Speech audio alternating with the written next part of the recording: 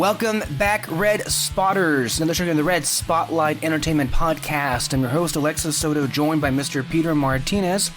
We're back with the show that brings you all the latest stories coming out of the world of movies. This week, we've got three reviews on three films that we have been meaning to get to for quite some time now, and those movies are Promising Young Woman by Emerald Fennell, Minari by Lee Isaac Chung, and we also have The Father by Florian Zeller. We can't wait to discuss those films, as well as the news that happened this week.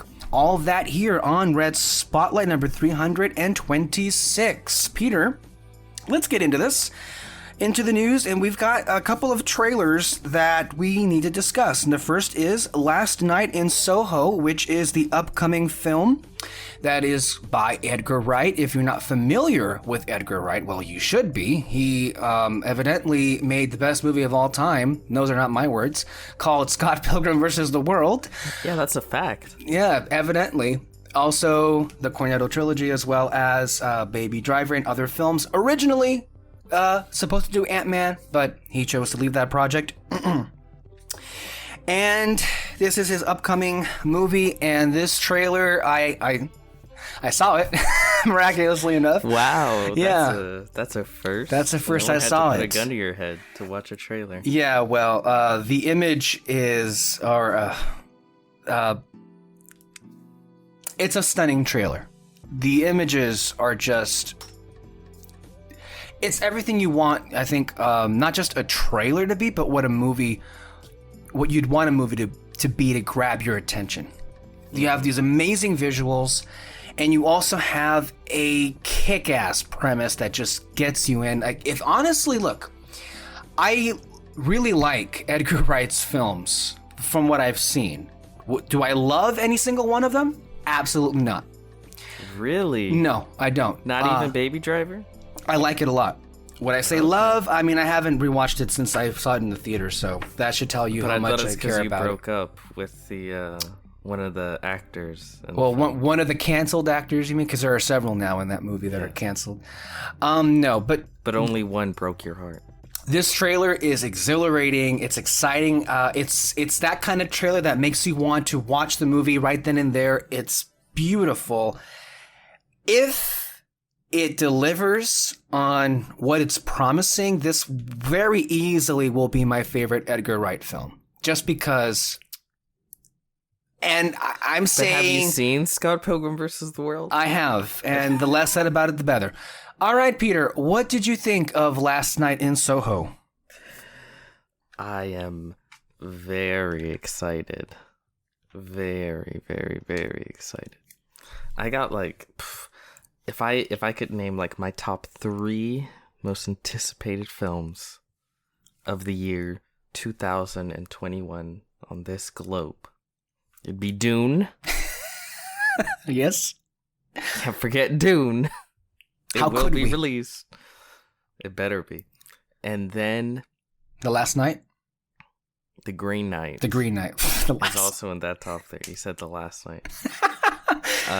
And then this one right here. This looks incredible. It looks like a very obvious love letter to the 60s and 70s horror, along with Italian horror films, very much of that era. They basically shouted throughout the whole trailer stylistically as well. Mm-hmm. It is easily the largest jump in tone that Edgar Wright has ever made as far as directing his own films, because he made the Cornetto trilogy, Baby Driver, Scott Pilgrim vs. the World. Tone-wise, they're all pretty damn similar. So this is the first the horror that he's diving into. Yeah. It doesn't look overtly humorous.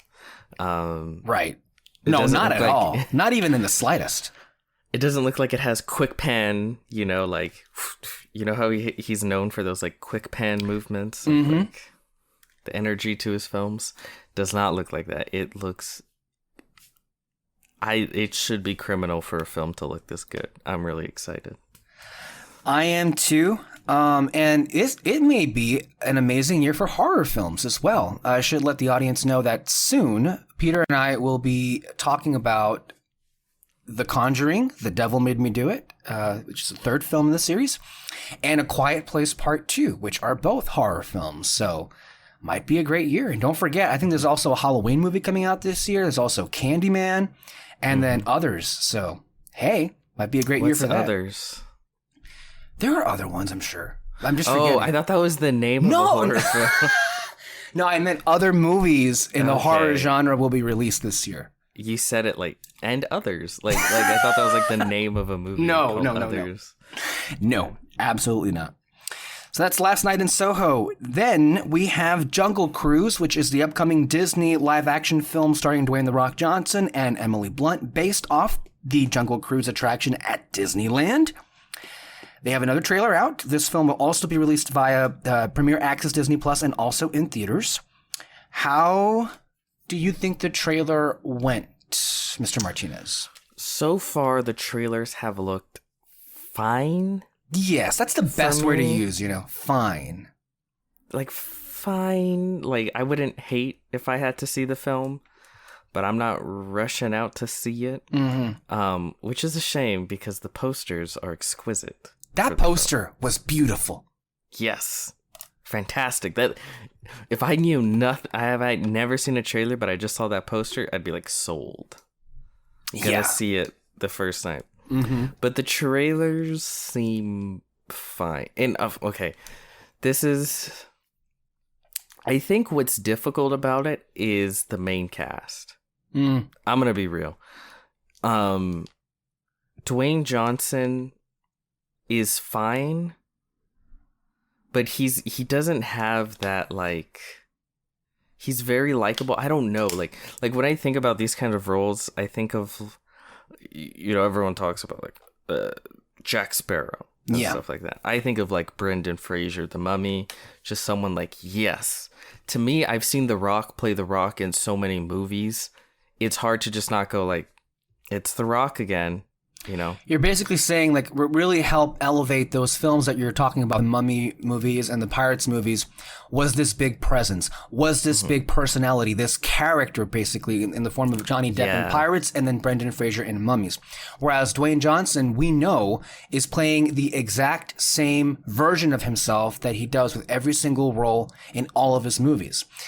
I don't even remember the titles of most of the movies that he's been in. San Andreas, also, I think there was Jumanji. It's the same character he always plays, and at some point that gets tiring, that gets bored, especially if it wasn't all that interesting in the first place. So I think you have a point in which he himself, in him doing the exact same thing that he's always been doing, can just weigh this down where it really shouldn't be.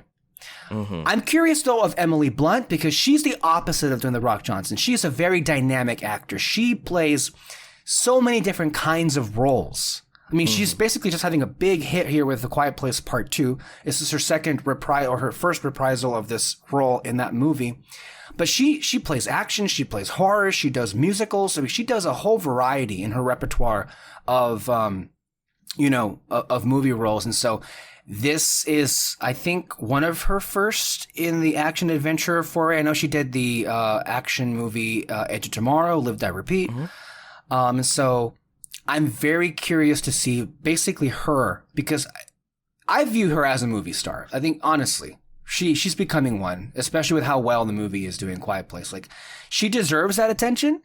And let me be clear. I'm not saying that she alone can drive people to go to the box office when I say movie star, but I think of her as at least my ideal form of movie star, where she is just great in almost anything and everything that she's in.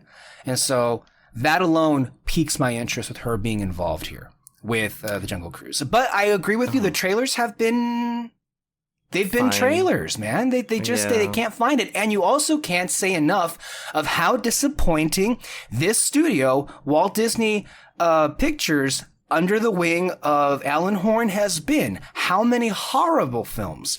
Not only have they made some of the worst films of the last 10 years with these live action remakes, but their original movie, or quote unquote original movies, the movies based off rights, they should have been a success. The second set of Pirates films, 4 and 5, those should have been hits, but they continuously mishandle just about every single movie that they make. And so we're at the point where I've just lost complete confidence. Cruella is a very divisive movie. I've yet to see it. Some people love it. Some hate it. I don't know, but we'll see how it is, right, this year? I think people love the Hot Topic aesthetic. Hot Topic is going crazy for Cruella. I just walked by their store a few days ago, and they're like having a Cruella sale all over the place. They have the posters. It's like their dream come true for Hot Topic. But when I see people say they like the film, I feel like they like the aesthetic of the film, not so much the film itself. Yeah, it's weird, right? Because I've read some of the reviews, and a lot of them are like Emma. I was gonna say Emma Watson, Emma Stone. Well, she was in a Disney movie, Beauty and the Beast. Yeah, one of the worst ones. Emma Stone, like, oh, she's fun, she's out there, and the music, and oh my gosh, visually, it kind of reminds me of the people that were into Suicide Squad when it came out. Yeah. And it's like the aesthetic really sold them on it. So I don't know. The point being, they have a history of disappointing us again and again and again.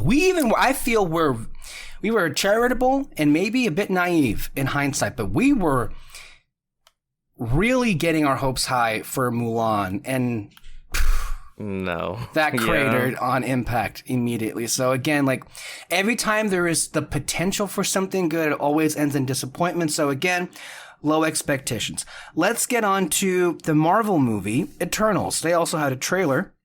This is the film directed by Best Director, and Best Picture winner, Chloe Zhao. I like this trailer. It had a very distinct look. I guess that's my first, impression of it. It didn't look like any other Marvel movie. I wonder if perhaps Ms. Zhao was able to have her way in the cinematography, Mm-hmm. And we also talked about weeks ago how, she was able to, I guess, call for more practical sets, and she wowed the people at Marvel with the way she was able to create visual effects without having to actually spend money on visual effects. Look, I had forgotten all the different names that were in the film, but they've got a great lineup of actors here. And I'm very curious. It kind of reminded me of the Inhumans and what I hoped they would have been. Mm-hmm. Of course, they were far from that in the actual execution of it in that Marvel series from a few years back. But it kind of gives me those, similar vibes like that. My interest is definitely peaked. But that's as far as I can say right now. It doesn't really get into all the details of the film. This is weird because for most first Marvel trailers, teaser trailers, they lay down the hammer and tell the world, this new different property that we're introducing, this is what it is, right? I feel like they've done that from the beginning. I remember them doing that with like Guardians of the Galaxy and people going like, whoa, like this is different with the music and characters and the tone, and they always do that. And here it's just like, it looks pretty, but I don't know what the fuck this is. Yeah. Basically. I know who the characters are now, and it's actually kind of interesting with the characters. The characters are basically Marvel's new gods. One would have to know what those are in the first place. I have an idea of what they are, but I don't know. This is what's funny. The artist Jack Kirby at Marvel, at least this is what I read. He wanted to kill the Marvel gods, specifically Thor and all of them, like end them permanently, and then create new gods, afterwards. Marvel said, "What the fuck are you crazy? If they're selling, we're not killing. Like, this is comics, baby. No one dies forever." Yeah. He left to DC, created the new gods which is connected to Darkseid, did all that, eventually came back to Marvel, created the Eternals and Thanos and all of that. So he basically did the same thing twice, but one in DC and one in Marvel. And right as DC killed their New Gods movie, Marvel's dropping their Eternals trailer. I just think that's really funny. Yeah. Go ahead. I was just gonna say the trailer's pretty. It is pretty. One thing that I don't know if it did bug me a little. I'm not gonna say it all the way bothered me because it was funny, but that tag at the end when they're talking about Iron Man and Captain America being gone, Marvel, I get it. I get that you're in an ever-expanding cinematic universe. Not every movie has to mention them. It was funny. It was done well, but like, it felt a little bit weird when compared to the rest of that trailer. A little bit of a tonal inconsistency there. That's why, though. I think they, in their mind, they're like, okay, this is really different. This is a risk. We need to make the audience know this is Marvel. Yeah. Okay? They need to know. So I feel like that little stinger at the end was very much mandated from the heads on up.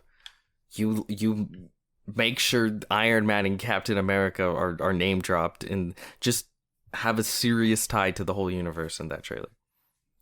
Because, yeah, I don't know. It's just kind of like, there are these people. They've been around a long time. They appear to be eternal. Okay. And for whatever reason, they are choosing to do something now after the universe was almost completely destroyed, like twice. Yeah, people keep pointing that out. Yeah. But it's so fun. I feel like what's so funny about this property to me, it's like, I feel like no matter how much I read and try to understand, like, okay, what are the Eternals? I still walk away coming like, okay, but what are the Eternals? Yeah. So then I watch this trailer and I'm like, okay, like they've had to have just decided on something for the film and really like sell me on what they are, or at least the direction they're going to take them. And then I walk away from the trailer going like, okay, but what are the Eternals? What makes it really interesting is that the Marvel Studios people really seem to be selling this film in terms of, reports and interviews by Kevin Feige himself. They really do, as part of their strategy, seem to want to position this film as a Chloe Zhao film. They're really trying to telegraph like, hey, this isn't one of ours, but Chloe really did and made this her own, and we're so wowed by it. And she did just win an Oscar. She won the Oscar. Mm-hmm. She won the 2 Oscars, Best Director and Best Picture. So, I don't know. This has a lot of promise to live up to.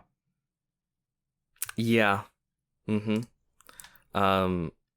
I will be watching its career very closely. Quoting Chancellor Palpatine there. All right. Those are our trailers. Let's move on to some of the other news that happened this week. So theaters like AMC and Cinemark, in response to the CDC saying that fully vaccinated people no longer have to wear masks. I borrowed a headline from the AV Club. Fully vaccinated people, and also just liars, can now go mask-free at theaters. Yeah, like, I don't know why people pretend, like, oh no, only if you're vaccinated. Vaccinated people don't have to wear your mask. The second you say that, without having, like, put together some sort of procedure to be able to prove that you're vaccinated, literally just means everyone can do it. Yeah. Right? Like, let's just be honest. Just say everyone can go maskless now, because that's what you're actually saying. Because you're not actually going to put any, like... It's the honor system, and I don't trust these people. They have no honor. Yeah, so I no. would say one quick aside I want to mention here. With President Biden and Dr. Fauci and all the people at the CDC, I want to say this. In 2021, after witnessing how horrible people acted in terms of their complete selfishness and not wanting to keep their fellow human beings safe from the coronavirus, part of the campaign I will commend them for, doing the lotteries and the special deals as people, to get people enthusiastic and to get them actually wanting to get the vaccine. It's a sad thing that it has to come to that, but it's a reality, but good on you for doing that. But initially they were like, oh, the honor system and everything. What world are you living in? What country are you living in? You cannot trust anybody else. Anyway, it is what it is. It's not going to stop us from going. We're going to go this week with our masks. I don't know. Are we expected to have our masks on throughout the screening? Is that... Because what happens with concessions and everything? That's why I'm a little bit confused and how that works. That's why I never bought into during the whole pandemic, like, oh, just wear your mask at the movie theaters. It's fine. Like, the only reason I'm doing it is because all the science says, like, if you're vaccinated, you're basically invincible at this point. Yeah. Like, the science has come back really well with, so it's like, okay. But yeah, I don't know. I'm not going to be thinking about it. Well, let's get into the box office. This actually was a massive weekend, even more so than when Godzilla vs. Kong came out. A Quiet Place Part 2 is now the highest grossing or the highest opener of the domestic box office in the pandemic era.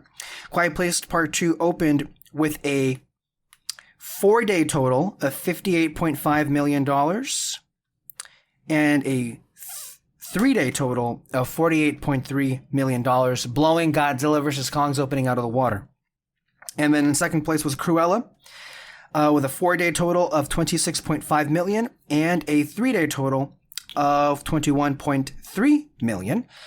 And Samba TV has dropped a report that claims that Cruella also grossed an additional $20 million throughout Disney Plus Premier Access, in terms of, they calculate that through how many views Cruella got. And in terms of views in and of themselves, they also say, Samba TV, that it was down from Mulan. But $20 million on Disney Plus, and they get to keep all that money, that ain't bad. So that may be the value in Premier Access right there. Peter, your thoughts on all of this? It makes sense. I like we said, like, a lot of people, I don't know, do you know the percentage at this point in the United States of people who have been vaccinated? I know it had to have, I think I saw that it was at least 50% of adults have been vaccinated, right? Yeah. I mean, that's pretty fucking good. Mm-hmm. The CDC basically saying, like, yeah, I mean, if you got vaccinated, you're good to go. You don't really even need a mask anymore. And everyone loves, I'm telling you, the best films to watch in theater are horror films. People love going to the movies to see. And the first Quiet Place was a huge sensation. Huge hit, right? And then this one comes out getting really good reviews. Yeah. Really good word of mouth. You're getting the okay from everyone to go to the movie theaters. Yeah, like, it's going to be a hit. I think so. And Cruella, I mean, again, people love that, like, I'm bad and mad. And Disney live action movies always make money no matter what. And I'm dressed cool. Yeah. It's the Hot Topic sensation shit. So, yeah, I can see people going like, yeah, let's go see it.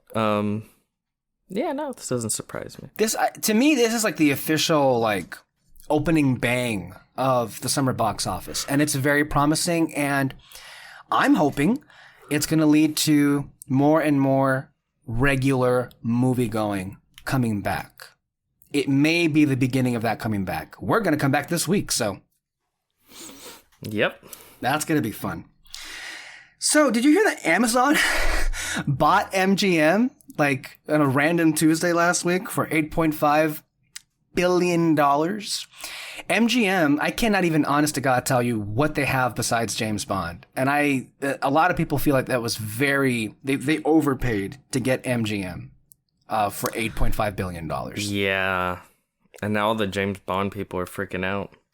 Mm-hmm. Because guess what they're going to do? We're going to have our spin-offs. We're gonna have a Q spin-off film. A Moneypenny movie? Moneypenny film. Or a series. Film spin-off. Because think about it, it's Girl James Bond. That's what they're gonna do, right? And that's gonna be our spin-off, right?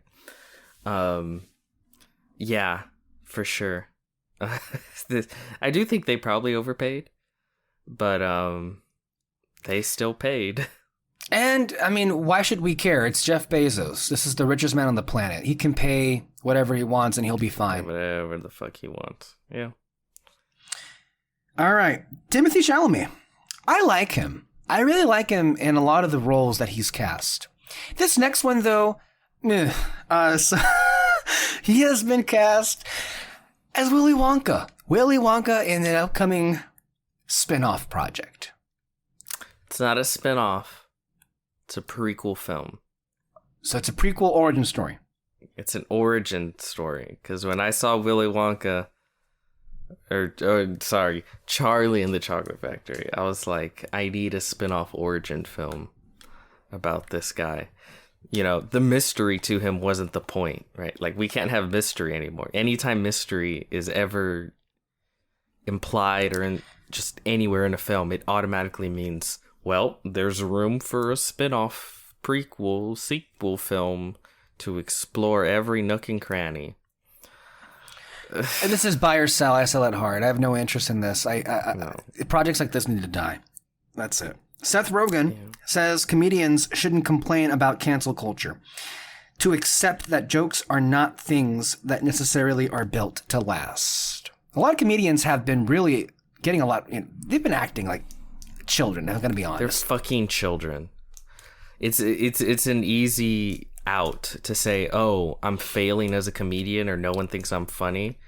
It must be cancel culture. And then also like older comedians that are so used to just getting an easy laugh for decades now. Now people are going like, not that funny, and they get all fucking butthurt about it. So it's like, as far as cancel culture, there's no such thing as cancel culture, okay? We as a society just decide what we think is okay and what we think is not okay. It's the beginning of Pride Month, and you know what used to get you canceled in the past? Just being gay.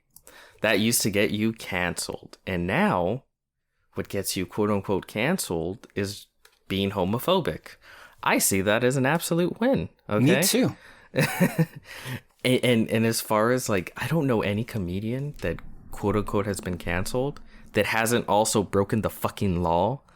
That has like, I always have to add that because then people will go like, well, what about this person? And I'm like, yeah, they raped someone. They didn't get canceled. They got arrested. Like, shut the fuck up. There hasn't been a single comedian that has been quote unquote canceled that hasn't broken the law. That isn't like fine, that isn't still having a fine career. Speaking of cancel culture and rape, Kevin Spacey has been cast in his first film role since 2017 when he was accused of various sexual assault allegations. Italian director Franco Nero, of course, was the one that cast him. And then there's also producer Paul Schrader. Got a comment from him saying, I cast him because he is a great actor. If he's guilty of a crime, incarcerate him. If not, let him act. So even Kevin Spacey didn't lose anything, it seems like. He's still, I guess, gonna find some more. But this is what I'm telling you. Fucking, we always bring him up, but he's the biggest thing. He fucking was the Harvey Weinstein? No, the other one. He actually is doing Army Hammer prison time. Who was the other one? He raped a 13-year-old girl. Polanski. In the 70s. Polanski. He fled the United States and has had a full career. Yeah. And I don't know where the fuck he is, somewhere in Europe. And just lived up life, continued making movies. He could never come back to the US, but that didn't... It's the same with this guy here. Like, he was going to keep acting. Why? Because there are people out there that don't give a shit. And they'll continue to hire him, and he'll continue to live in the lap of luxury with millions, and people will still kiss his ass all over the world. Like, this idea that, like, oh, cancel culture is ruining. Fuck people. What bitches. Yeah. So we talked about how Warner Brothers, they're now going to be owned by Discovery. They have a new name. Instead of Warner Media, and it'll be Warner Brothers Discovery. Mm-hmm. And this is being thrown around out there when that news broke. But remember how they decided that they were going to release their entire film schedule on HBO Max as well as in theaters? It turns out, according to recent reports, that decision cost them $1 billion. Or it will cost them $1 billion when all is said and done. And that may have been one of the contributing factors for why AT&T was like, fuck this. Get it away from us. We can't do this anymore. AT&T made them do it, though. Well, that's true. That's true. So they literally went in there, handicapped them, and then went, you guys are handicapped. Like, we can't do anything with you. Utterly ridiculous. Fucking ridiculous. What else can you say there, man? J.J. Abrams is back in the news, and he pissed me off. I'll just say that up front. He said it probably would have been better if they had approached the Star Wars sequel trilogy with a plan. And I'm pissed off because it absolves him entirely of his own wrongdoing while putting the blame elsewhere in this, in my view, nonsensical idea that if they had just had a plan, it all would have been fixed. I want people out there, think about this. If you're listening to this, not counting The Lord of the Rings, name the top 5 all-time amazing great film trilogies that were planned from the beginning. Name 5. Can you think of any off the top of your head? No. The only one is like Lord of the Rings, but the whole reason why they talk about it so much is how unprecedented it was. The way they shot all 3 films together, and the fact that it all came from the same source. Remember, it's the same people who are deluded into thinking that Kevin Feige had the screenplay for Endgame when he was doing Iron Man 1. It's insane. The reason why the MCU works so good is because they don't blink. If they make a decision, they build on that decision. They don't just go, actually, no, never mind. We're completely different now. Well, there are some things. The Mandarin, some deaths. I was gonna say that. That's the one thing they've been like fucking Lucasfilm about, where they're like, people don't like it. Actually, never mind. We lied. This is actually completely different. That's the one thing Marvel has like completely backtracked in the same way Lucasfilm did. Right? But for the most part, the reason why the MCU works, it isn't because it's planned from the beginning, but they understand storytelling. You can't just go like, well, this happened. Well, this next film that comes out, well, I don't like it, so I'm going to double back and say it's bullshit. But then the film after that, I'm going to go like, well, actually, I did like that, so now I'm going to say it's true.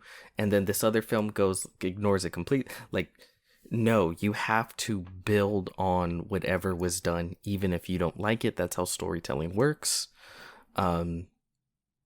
You can still have an amazing trilogy because every other trilogy on the face of the earth, at least most of the good ones, were made that way. Just the Toy Story trilogy, that wasn't planned out. A good film comes out, people love it, then they make a second and a third, and people love those too because they build on the storytelling. It's movie making. The original Star Wars was made that way. Yeah. There was no grand plan, no matter what George tells you. Enough has come out that we all know he made a film through the skin of his teeth. He had an outline for one movie. The first draft was made into the first Star Wars movie, but an outline isn't a plan. An outline isn't a screenplay. And an outline did not include, Irvin Kershner or Richard Marquand or all the other creative voices involved. It wasn't the actual screenplays or drafts of the films that we've seen. That's not how it works. And I want to say this. People saying that, Kathleen Kennedy, her problem was that she gave J.J. Abrams in both cases, and then also in Rian Johnson, she gave them too much creative freedom. That wasn't the problem. The problem was that she didn't do her job, because she's the executive producer of those 3 films, in addition to being the head executive at Lucasfilm. It is her job to make sure these films flow. Yeah. You can give J.J. Abrams a movie he wants to make, but she should be the person to say, you cannot go back on this because this will not flow as a storytelling of trilogy films. That was the problem. She should have been the one to say, especially because so much marketing after episode 8 came out, celebrating that what's her name was like fucking a nobody. Ray. She should have been like, we can't, no, we're not going back on this. No, we're sticking to this.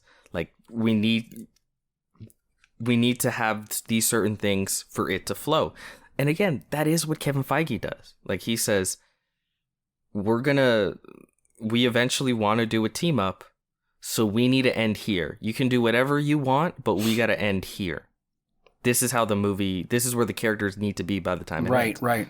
And then just kind of, for the most part, you can do what you want. That's what it should have been. Instead, you can run down the list of all of the end points that happened in episode 9. And it is amazing how there was no oversight and there was no one at that team that could have foreseen how deeply unpopular from a creative standpoint this would have been received by the masses. But see, the thing is, I think they didn't realize how divisive The Last Jedi was. So they're just like, I guess we don't understand what they want. JJ, do whatever. So you feel like they wrote it off as a loss, and they handed the keys back to JJ, and he delivered a film that everybody loved for the most part. And then when JJ was like, I got it, we'll bring back the Emperor. They're like, fans will love it. Okay, go do it. They didn't love it. They fucking hated it. Yeah, what really pissed me off is JJ is like, oh yeah, it's not really my fault here, like absolving himself, like gosh. Or for me, it's not even absolving himself, but it's trying to say that, oh yeah, if there was a plan, it would have turned out better. If JJ had written a draft for all 3 films, like honestly, if he had planned out 1, 2, and 3, all that would have happened was I would have hated all 3 films. Or at least just not cared about the trilogy. That's true, but then also, like, J.J. Abrams has his name on all 3 of those films as executive producer. Wouldn't he be one of those people who would be in charge of drafting a plan? Yeah, for me, the biggest issue is just this idea of, like, you need to have a plan. No, you don't. You just make a good film and then build on that afterwards with the next one. Like, that's it. Anyway. All right, let's get into our first review here. Peter, which one would you like to start off with here? And I don't know, would you like me to read off the synopsis from Letterboxd here? Okay, just making sure. Pick a number between 1 and 3. I'll go with Minari. Okay, 3. Directed by Lee Isaac Chung. It's the 1980s, and David, a 7-year-old Korean-American boy, is faced with new surroundings and a different way of life with his father, Jacob. When his father, Jacob, moves their family from the West Coast to rural Arkansas. His mother, Monica, is aghast that they live in a mobile home in the middle of nowhere, and naughty little David and his sister are bored and aimless. When his equally mischievous grandmother arrives from Korea to live with them, her unfamiliar ways arouse David's curiosity. Meanwhile, Jacob, hell-bent on creating a farm on untapped soil, throws their finances, his marriage, and the stability of the family into jeopardy. Before we start off, just to clarify, because we're going to be using her name, the actress that won Best Supporting Actress that plays the grandma here, just call her YJ. That's how she refers to herself as anyway, so. Instead of Yu Jin? Yeah. Or Yu Yun Jung, or Yu Yun Jung. Whichever one. Yeah, I saw the film. It's cute, huh? Literally. It is a very cute film. Mm-hmm. I thought it was very well made. What's his name? The main actor. Not the Steven Yeun. Steven Yeun. I always forget. He, I think, is a fantastic actor. He continues to impress me, you know? If you really want to see him shine, there's another film. Shit. Maybe it would come out. It came out in 2019. It was in my top 10 list. Burning. Burning, okay. He really shines in that one. It's really good. No, but he was great. I see why everyone fell in love with the grandma. Yeah, she's very cute. Oh, she's hysterical.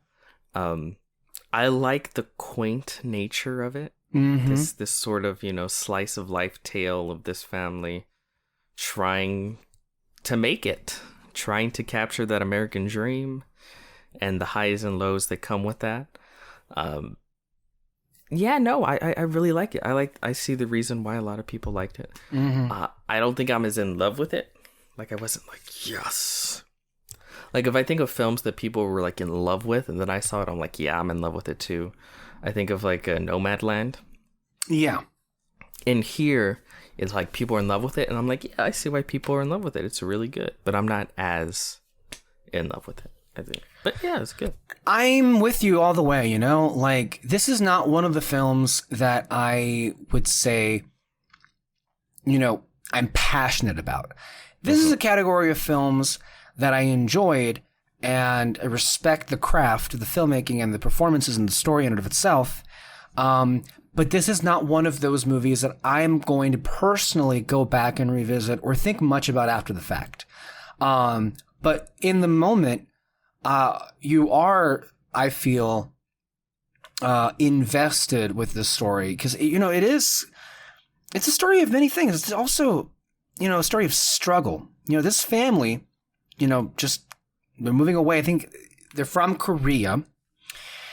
They were living in a time in California in the 80s.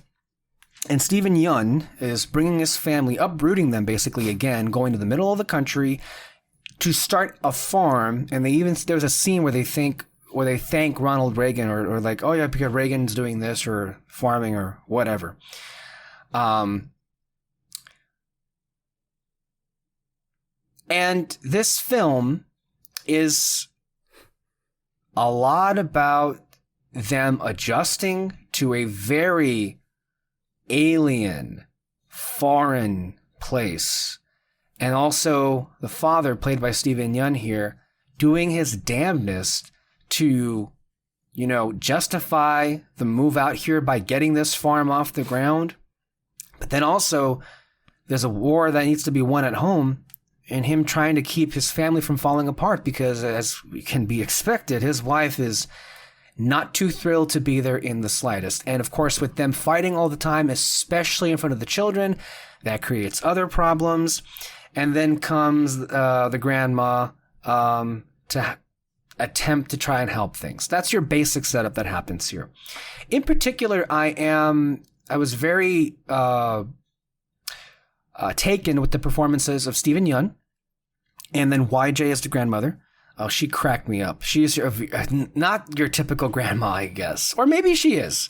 Maybe the grandmother figure in American Tales and this is an American Tale, by the way. Very much American. Maybe sometimes that they're way too sanitized. This is a very unsanitized, maybe very authentic portrayal of a grandmother here. And also Alan Kim as the young boy David. And so, very good performances. And I think what makes it work overall is you do get invested in this family dynamic. You do sympathize with them. You do hope for them. And as the movie gets to, I think its climax and its conclusion, there are some pretty powerful and devastating exchanges had between some of the family members in regards to what's going to happen after this. You feel for Stephen Yun and you feel for the wife, and honestly, it's a great, I think, back and forth. It's not one-sided, one way or the other. I feel about like who is in the right or who's in the wrong. It's a great story, and overall, I think it's a very good film.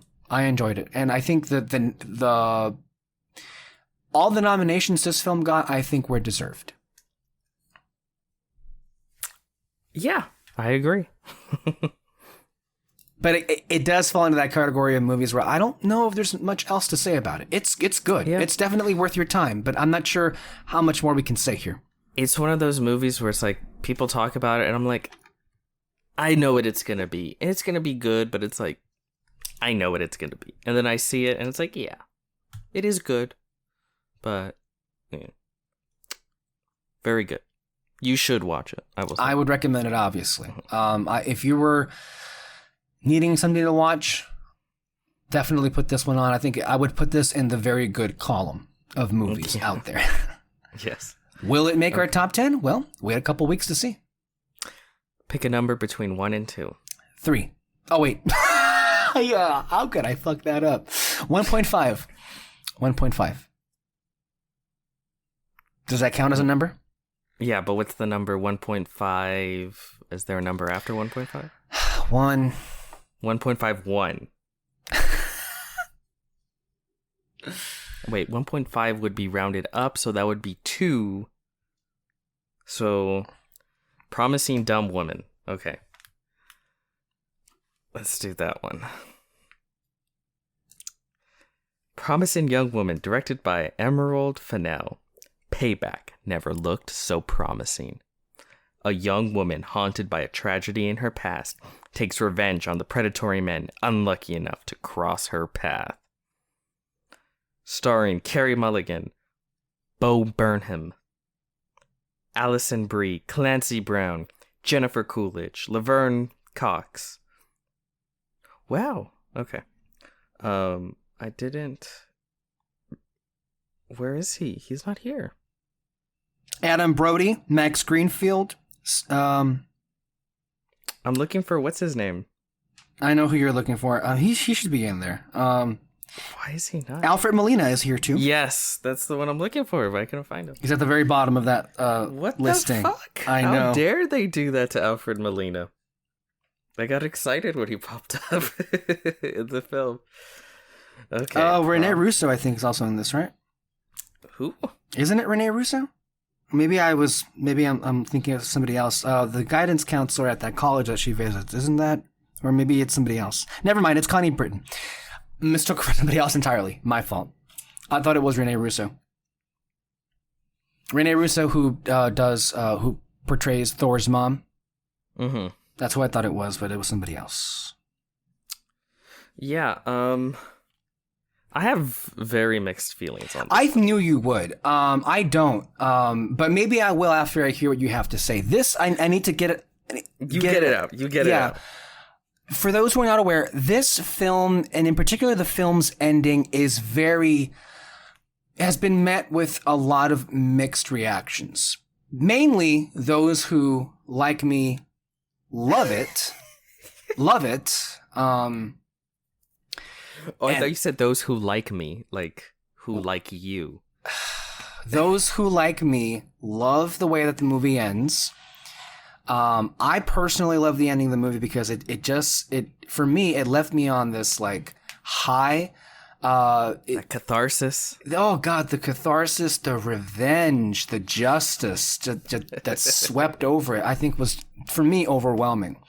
But then there are those who, they like the movie up until the point where the ending happened, and they feel that the ending in and of itself was a betrayal of the character that had been set up, and it really could have been done in a better way. From what I understand, that's the debate going on with Promising Young Woman.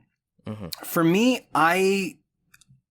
this is, I think, Emerald Fennell's first feature film. She has directed TV in the past. I think she was a showrunner for one of the Netflix shows that I can't think of at the moment.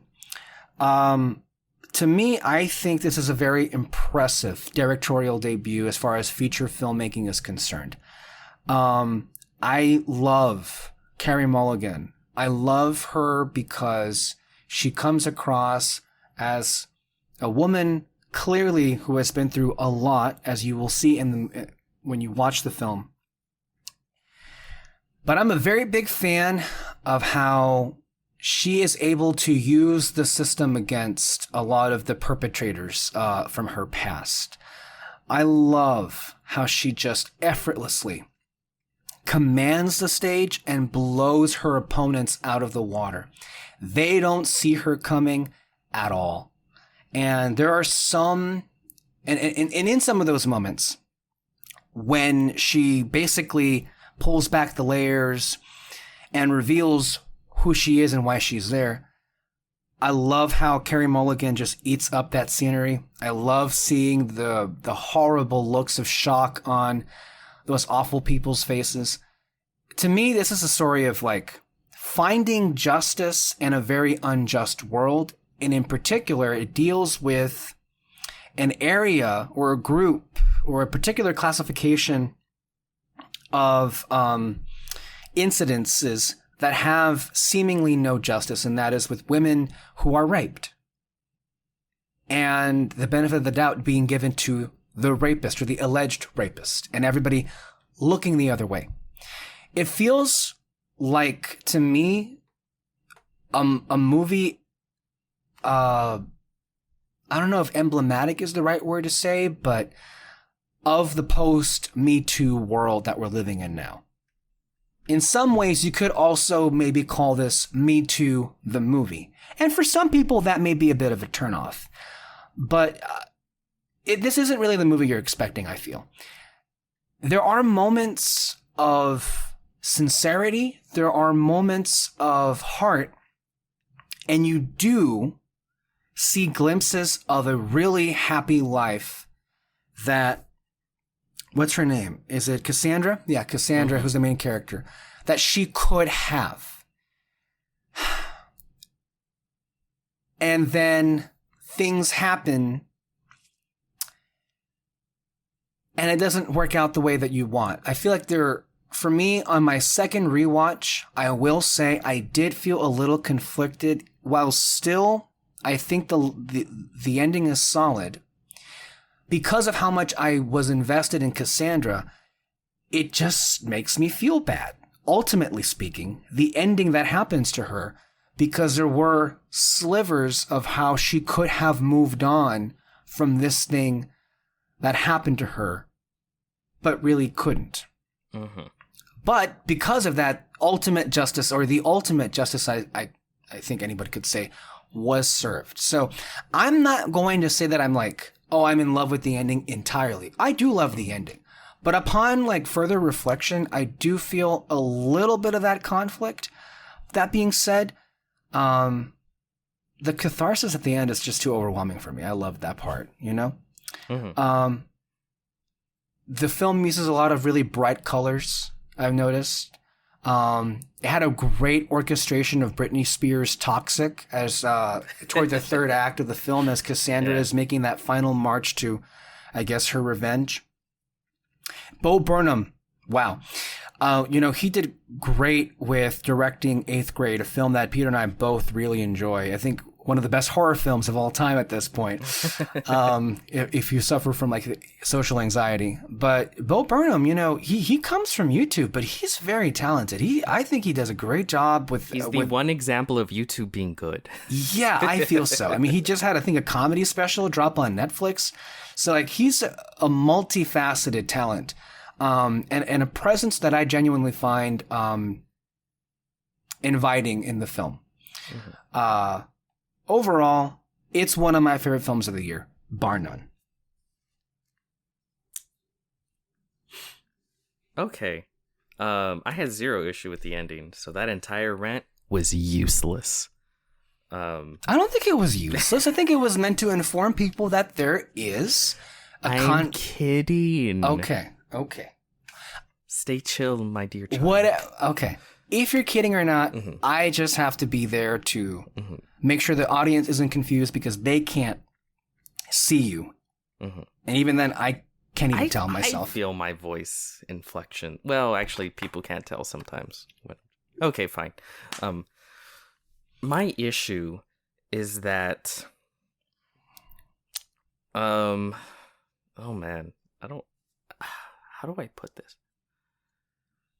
The film didn't go far enough, in my opinion. Because that's the first I heard that. Yeah, no. Some people feel the movie went too far for that. No, I don't think it went nearly far enough. Wow. The best thing about this film is the casting.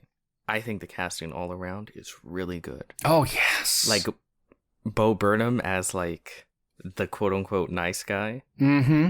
Really good. Yeah. I think really good. Mm-hmm. And of course, my dude Melina, Carey Mulligan, fantastic. Uh, again, I was gonna say Aubrey Plaza, the other Aubrey. Alison Brie? Oh, her name's not even Aubrey. Allison Brie. There's an A in there. But as sort of the rapist apologist, kind of. Yeah. Really good. I think the casting all around was really good. But I saw the film, and it's very in your... From the second it starts, it's really in your face. Oh, They have a fucking remix of Girls Just Want to Have Fun, yep. right? Mm-hmm. And, like, the colors and all of this. And then it starts with her on the prowl, so to say. And you figure out what she's doing. And but it doesn't... Mm-hmm. If I may, for those who are listening, I'm just going to go ahead and say, look, when you say on the prowl, so Cassandra's thing, the movie opens up. Spoilers. Yes. Mm-hmm. What she does is she goes to bars and dance clubs, and she basically just manages to entrap potential pretends predators. To be drunk. Right. She pretends to be drunk, and then she attracts the attention of certain type of guys, and then they take her home, and then they try to sleep with her while she's unconscious. And her thing is she pretends to be so drunk that she's falling asleep. And then as the act is about to happen, she reveals that she's not. And she does this. Exactly. That's my point. And what? Mm-hmm. Nothing and nothing. Yeah. That's my big issue. What are you doing? Like, she goes, because when they finally reveal what she does, she's kind of just like embarrasses them and says like, rape bad. Which, if we're ready to rape you, I'm sure they don't care that you told them rape bad. And then she just walks out and she pretends like, I really did something. You didn't do anything. You did nothing. They were maybe slightly embarrassed, and then tomorrow night they're gonna be back in that club, and this time it won't be you, it'll be another woman. But it's like she has her little book and she crosses out names and like makes it seem like the reason why I didn't go far enough, I think she should have been killing these guys. Oh my god. Yeah, but it also goes to the film, like the aesthetic, like it's really over the top. Right. Yeah. From the music to the visuals to the way it's shot. So I'm thinking like, okay, and then you get to the meat of the film and it's so tame. Okay. And it's like your presentation is so on the nose, right? Like it's very black and white, on the nose, in your face, but then the meat of your film is so unbelievably tame. It doesn't match in my mind. Like, if you're gonna have this over the top, in your face, overly obvious, like Me Too rah film kind of doing this, why is she just like, haha, you thought I was drunk, but I'm not. Naughty boy. And then walk away. Like, okay, kill them. Like, especially when they portray her as this really like fucked up, broken person. I like everything within the film like tells us this is what she's doing, but then she's just not. And then even for the final revenge, I'm like, okay, she's finally gonna do it. But she wasn't. She was gonna like carve the name. Her friend's name.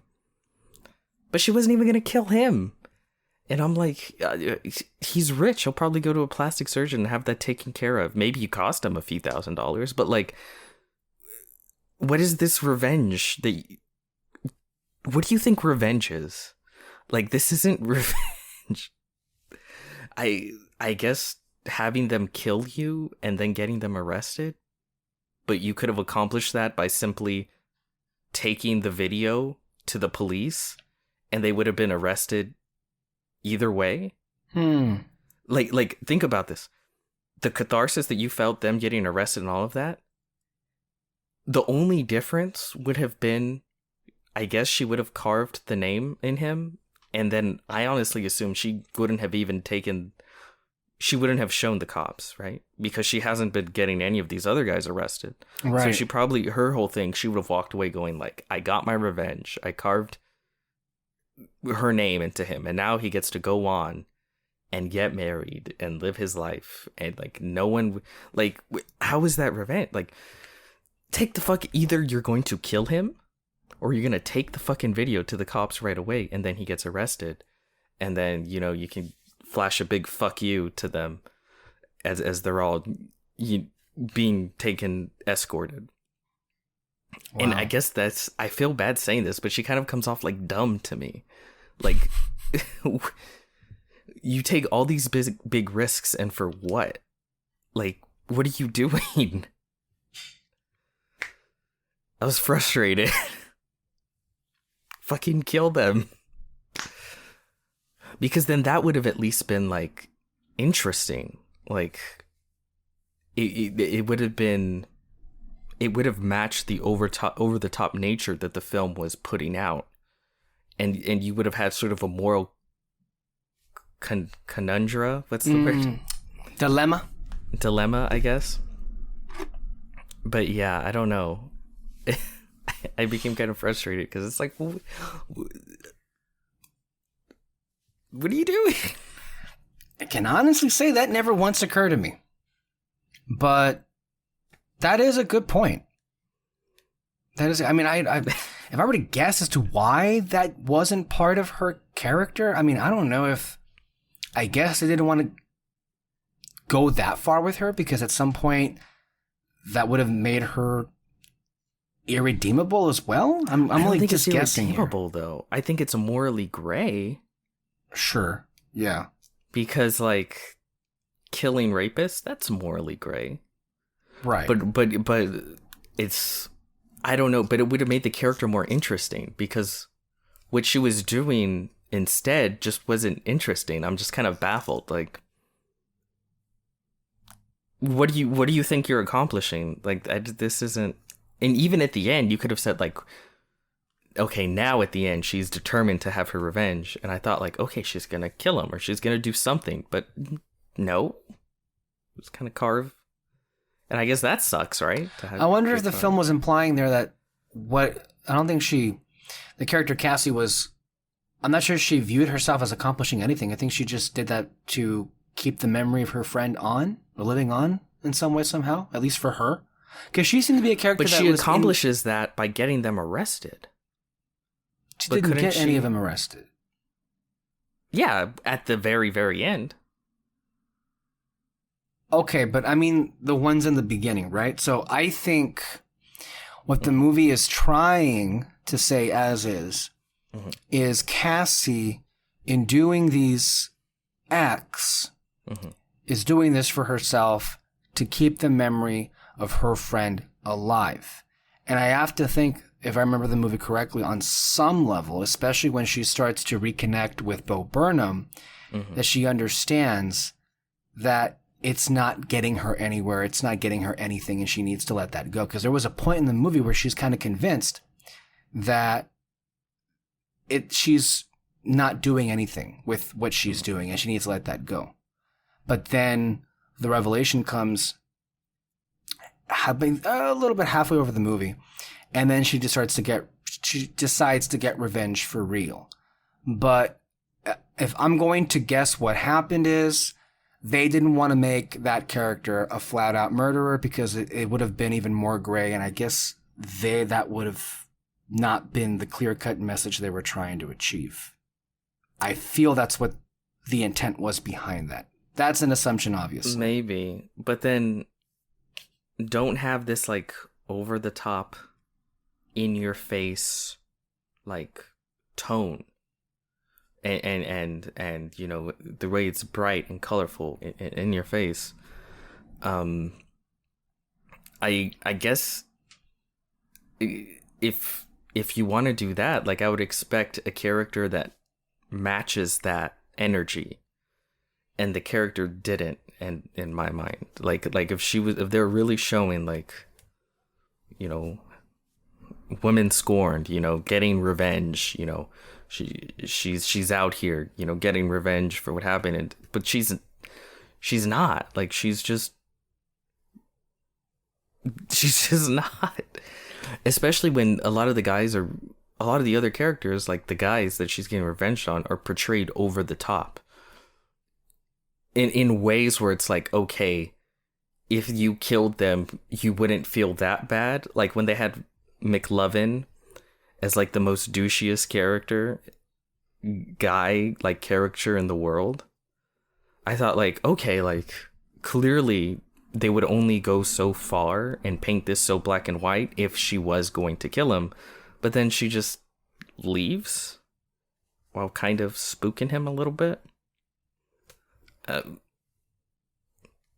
I think if you didn't want her to kill, I feel like the film maybe should have played it more serious overall as like tone and film. I think that maybe would have worked better. I don't know. I can see that I'm just hurting you now, so. I mean, I brought you a smoothie. That's your dinner. Thank you. I'm listening to what you're saying. I just don't know why it didn't occur to me when I was watching it. No. I am not the asshole for feeling mixed on this film. I wanted the rapist dead, okay? So. All right. But the performances were great. Right. It was shot beautifully. It was really good. I really loved the casting. Like, and the story also was really interesting, right? Like, especially that second act turn where it's like, oh shit. It got me off guard. I just wanted them to go harder, I guess. End with it. I don't know why I'm continuously surprised sometimes. Like, that's a take I've heard come from nowhere else. No one else has had that issue. That's crazy. That's crazy. Well, that's a great example of how movies just make us feel things that no one else on the planet may feel. And that's okay. So that's Promising Young Woman. Let's get into the last film we have to discuss here, and that is The Father, right? Directed by Florian Zeller. A man refuses all assistance from his daughter as he ages. As he tries to make sense of his changing circumstances, he begins to doubt his loved ones, his own mind, and even the fabric of his reality. Remember when we were talking about Minari, and I said, there's some films that are good, but you see and you kind of have an idea of what they are, right? And then you watch them and you're like, yeah, that's kind of what I expected it to be, but it's really good, and da-da-da-da-da. That's the way I thought The Father was, right? It's like, I know what it's gonna be. It's gonna be this, this drama, and we've seen these kind of dramas before, and he has Alzheimer's, and it's gonna be really good. It's gonna have great performances, but I kind of get what it's gonna be. And then I saw the film, and it was not what I thought it was gonna be at all. I was very pleasantly surprised. I thought this film was fantastic. I really, really loved this film. And like when it first clicked what was going on, I was like, oh man, oh shit. And it takes you on a whirlwind throughout the whole film. And by the end, that ending, I was like, this is incredible. I really liked it. I don't know if there's ever any need to make another movie portraying the effects of Alzheimer's again after this, because I think this is damn near perfect. I agree with you. This is the category of film that when you're looking at a distance, like if you see a trailer, you know what it's about, you think to yourself, man, I already know what this is going to be. It's the exact same Oscar baiting movie, and not the good kind of Oscar bait, but the bad kind where it's like, sure, maybe the performances will be great, but the movie will be kind of blah. It won't do anything interesting. It will be entirely by the book, and that's exactly what I thought. Yeah. That's exactly what it kind of looks like from a distance. But then when you're watching the film, wow. This is the kind of Oscar bait, quote unquote, where you have a great performance and you also have a great movie.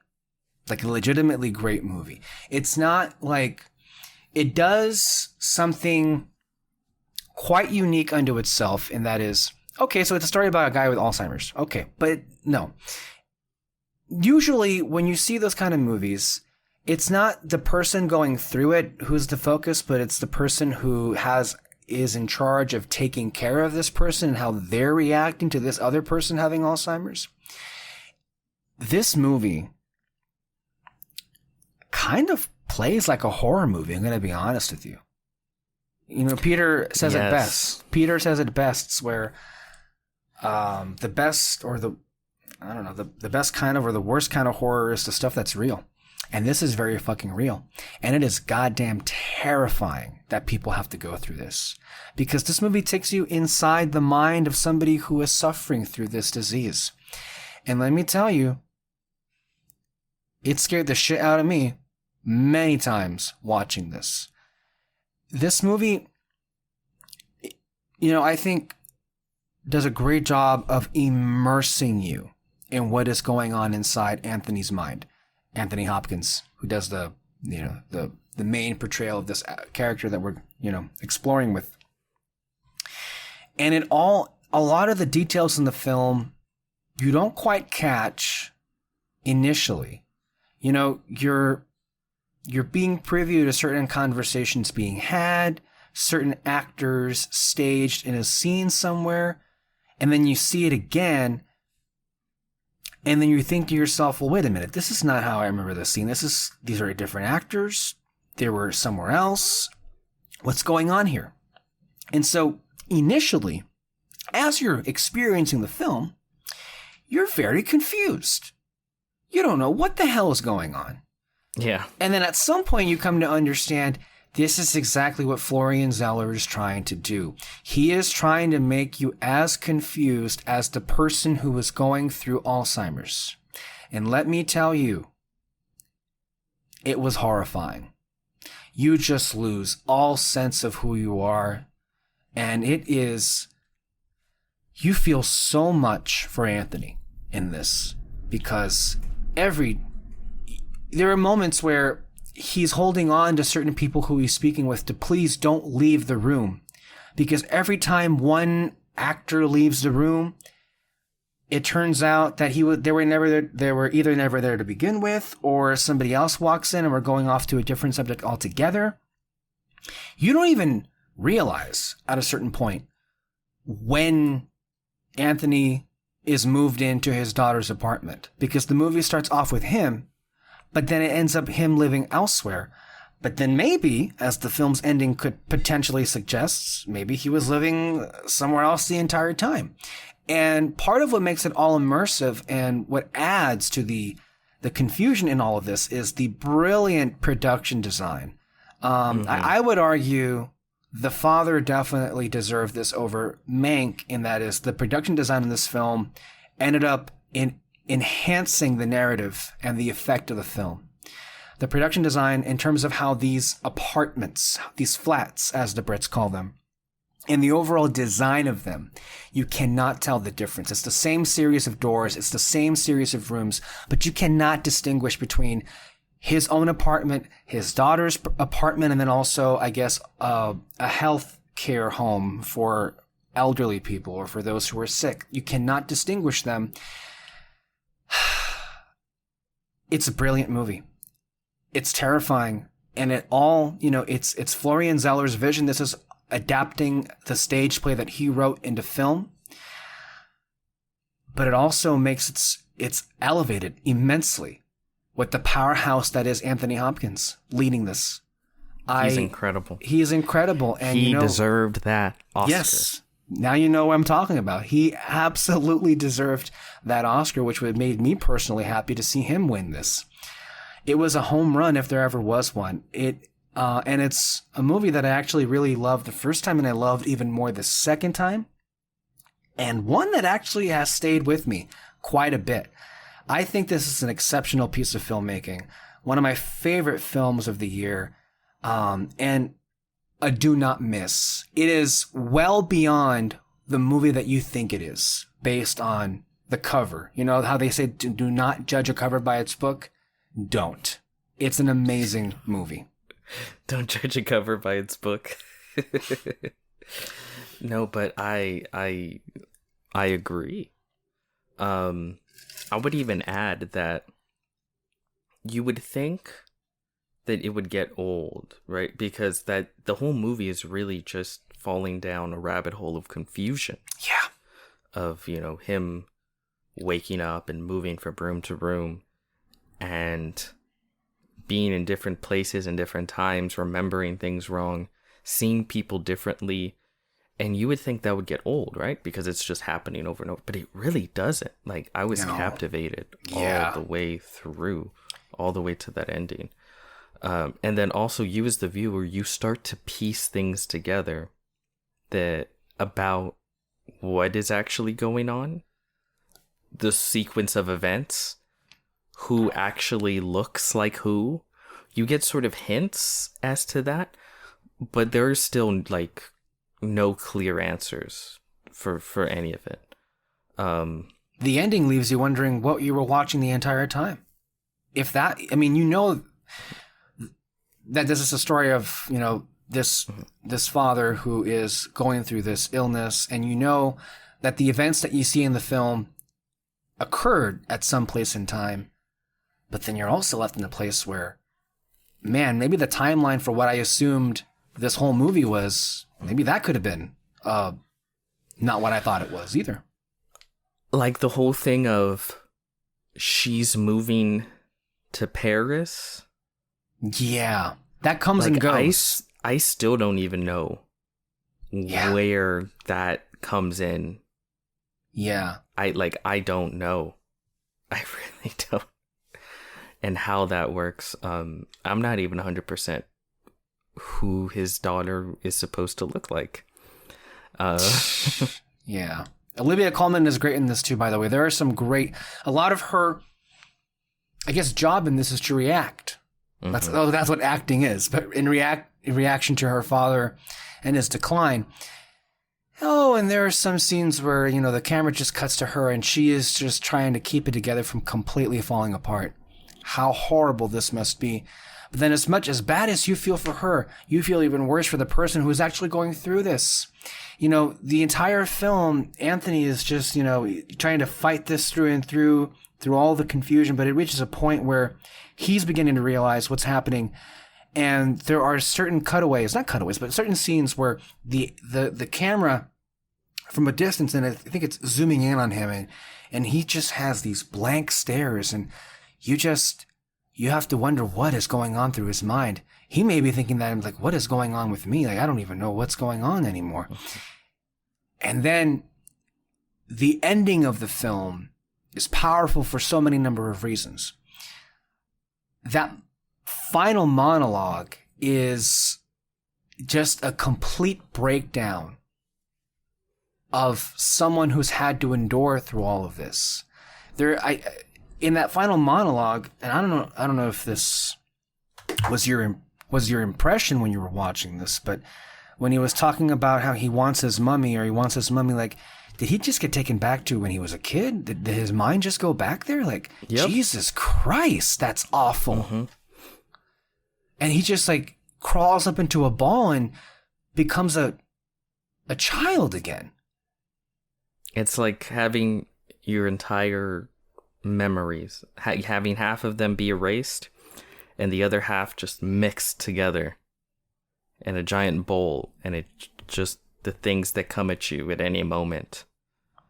He says like he's losing all his leaves, like it's all like what you're describing right now, it's all just mixing all together. And then one of the final shots, it cuts away to the window outside of his room. There's this tree with all these leaves, you know, just rustling in the wind.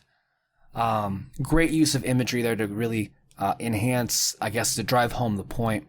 There's, I think, halfway through the film, there's this great shot of just a sink, and then there's just water dripping out of it. To me, it was like, oh, drip, drip, drip. this is getting worse and worse and worse for, Anthony's condition.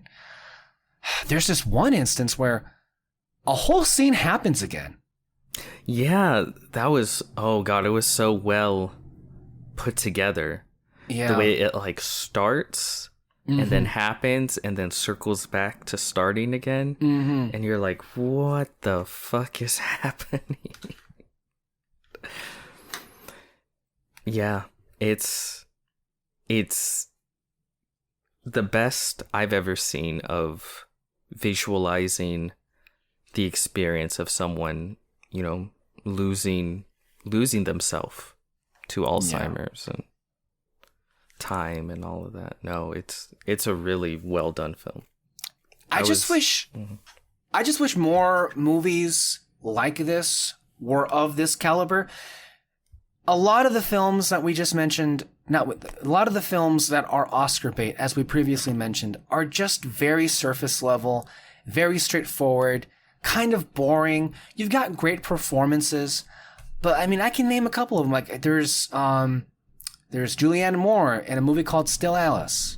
No one talks about that movie. I've seen that one. It's a good film. It's a good film. It's a good performance, but that it is what it is. Is what I thought this one was going to be. Basically, yeah. Yeah. But this is so much better because it immerses you in all of this. You're not just being told, oh, she's losing her mind. You're with that person who is losing every facet of himself away. You're put in their point of view, and you're meant to feel what they're feeling as it's happening. Yeah. It's really well done. And then when you told me it was a stage play, it's like, okay, that makes sense. Yeah. Because they never fucking leave that flat. No. I could just imagine them, like the way they're like, okay, we'll move the stage like this, and then we'll replace this. They can just have different actors walk in and out and claim to be his dad. Like I can see it as a play. Yeah, they should have broke out in song and dance at one point. Because I'm not throwing away my shot. Dear God. No, please. I think we're good with that. We're gonna get plenty of that in a couple weeks anyway. Yeah. With that next movie coming out. I implore everyone, I think the 3 films we discussed today are all worthy of your attention. But if there's one movie that I think is truly exceptional, it's this one. Yeah, I would agree. I think they're all good, all worth your time. But this one was the one that really, really did it for me. Yeah. All right. Before we go, I want to thank you all for listening again, and to also inform you of the programming that we have coming up in the next couple of weeks. Peter and I next week we're going to sit down and talking about The Conjuring 3 and A Quiet Place Part 2. And then at some point in the month of June, we will sit down and record our top 10 movies of 2020. I believe now we have finished with the last batch of movies, and now we can actually tabulate our lists. So that'll be fun. Those are always an interesting discussion. And then also David, Francisco, and I will be discussing our favorite television seasons of 2020. I've also been working on that list, and let me tell you, there was a lot of great TV in 2020. And I've seen like half the shows that David has seen. Okay. Are you going by shows that you have just happened to watch it in 2020 or shows that came out? Both. Let me explain how this is going to go down. So, because obviously you just don't watch shows that are new to the year. You watch a whole bunch of things. I've talked about how weeks now I've watched Malcolm in the Middle, Nanny, and Modern Family, and those clearly are not new. So this is how it works. What we will be discussing is we're going to reveal everything and anything we can remember that we saw in the year 2020 that pertains to TV. We're gonna split it off into 2 categories. The first one will be shows that are of the past that we've discovered or that we've rediscovered. For example, Tron Uprising, The Last Airbender, Legend of Korra, Hill House. Those are all great examples of shows that had no seasons last year. They've long since ended their run. but I do want to discuss them because they were a big part of our programming and they were obviously a big part of our year. So that's one of the lists. Think of those as honorable mentions, but they're not really honorable mentions. It's just a list of shows that you watched, but that's not the real list. The real list is any show that had a new season of episodes in the year 2020.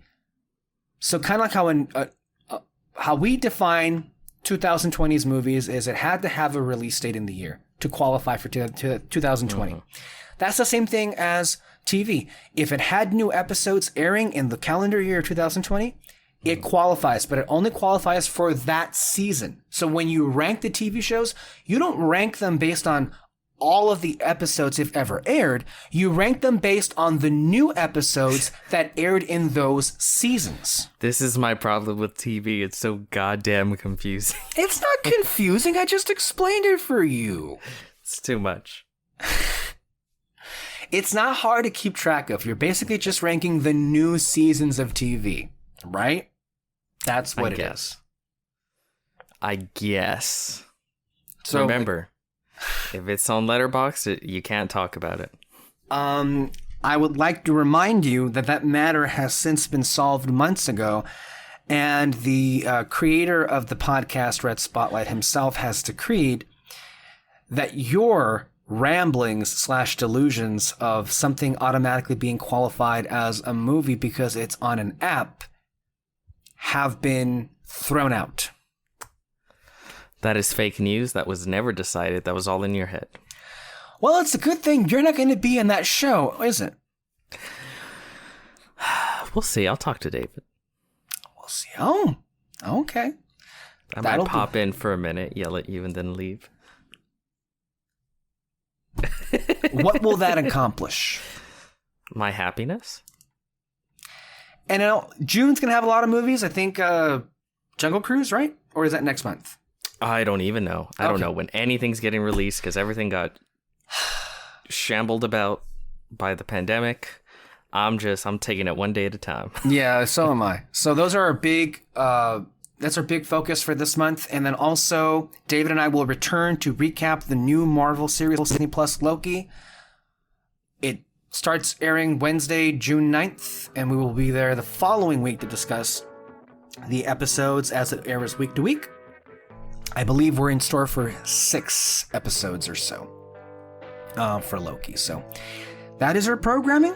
Thank you all for listening. I remind you to listen to our podcast anywhere you listen to podcasts, Spotify, Apple Podcasts, Google, iHeartRadio, Stitcher, YouTube, CastBox, and more. Thank you, Peter. Thank you all for listening. Stay under the spotlight, and we'll see you next time. Bye-bye.